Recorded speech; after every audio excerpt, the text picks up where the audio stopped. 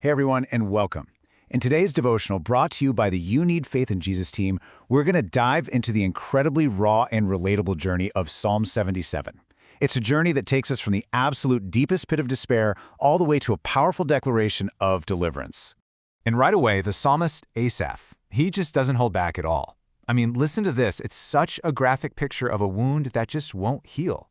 A pain so deep, so constant, that his soul literally refuses to be comforted.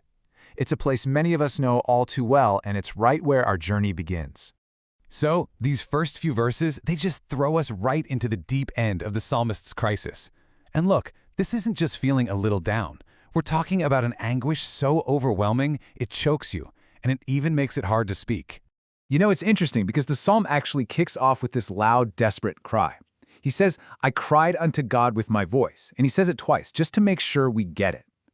But even here, in all that desperation, you see this tiny flicker of faith. He believes God is listening, long before there's any feeling of relief. Now, this next part, this is where the brutal honesty of this psalm really hits you. Asaph actually says, "I remembered God and was troubled." Just think about that for a second. The one thing that's supposed to be our comfort, thinking about God, is actually making things worse for him, bringing up more questions and just overwhelming his spirit. And right at the end of that verse, you'll see this word Salah. Now, what is that? Well, it's basically a musical note, but it's telling us, the readers, to just pause, to take a breath. The Bible itself is saying, hey, stop right here. Think about this. Really feel the weight of what it means to be in a crisis so deep that even God feels like a source of trouble. Okay, so from here, this emotional turmoil, it just keeps building. And it leads us to what is probably the darkest point in the entire psalm. The pain is just so relentless that it starts to make Asaph question everything. I mean, everything. He thought he knew about who God is. So you can picture him, right? Lying awake at night, his mind just racing. He says, I have considered the days of old. What he's doing here is an act of his will. He is literally forcing himself to look back, to try and find any little scrap of hope, any memory of God's goodness, to try and make sense of the darkness he's in right now. And this search, well, it just explodes into 6 rapid-fire questions. It's an incredible way to show that downward spiral of doubt. And listen to these questions. Each one is like a dagger straight to the heart of God's character. He's asking, has God changed? Has his mercy just run out? Have his promises failed? These are the raw, unfiltered fears of a believer laid completely bare. So, after hitting absolute rock bottom, we get to what I believe is the single most important verse in this whole psalm. This is the turning point.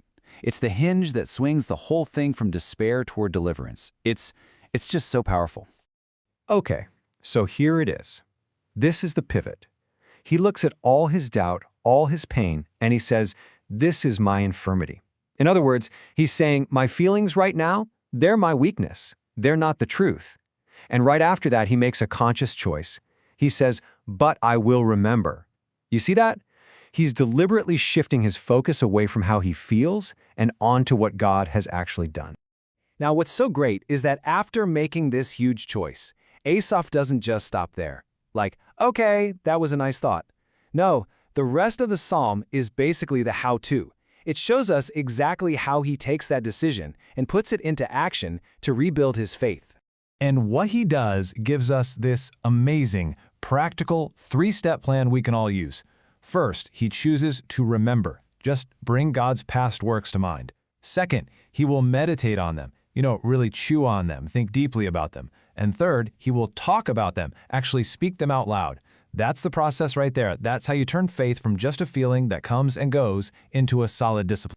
And check this out. Look at the immediate result of just shifting his focus. His whole perspective just flips. Suddenly he's declaring that God's way is holy, it's perfect, and his praise just bursts out with this question, who is so great a God as our God?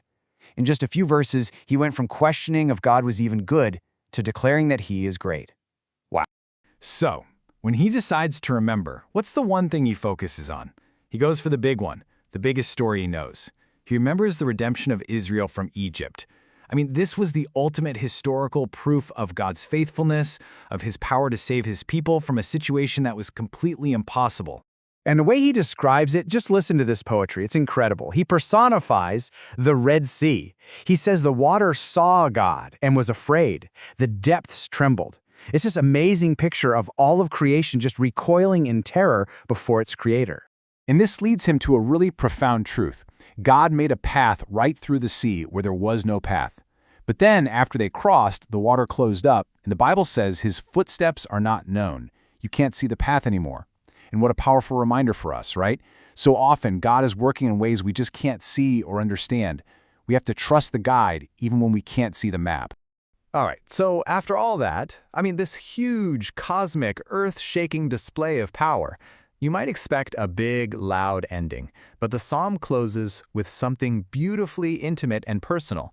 It takes all that massive power and brings it right down to our level.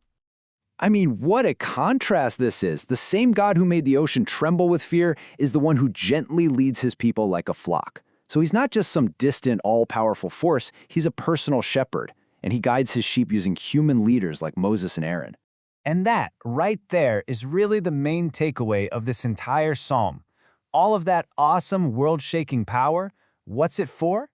It's for the loving, gentle, personal care of his people. You could say he shakes the entire world just to take care of his flock. So, that leaves us with this final question to think about. Think about it. Asaph got out of his dark place not because he waited for his feelings to get better, but because he chose what to remember. So for you, for us, when our soul refuses to be comforted, when we can't see the path forward, what works of God will we choose to remember, to meditate on, and to talk about?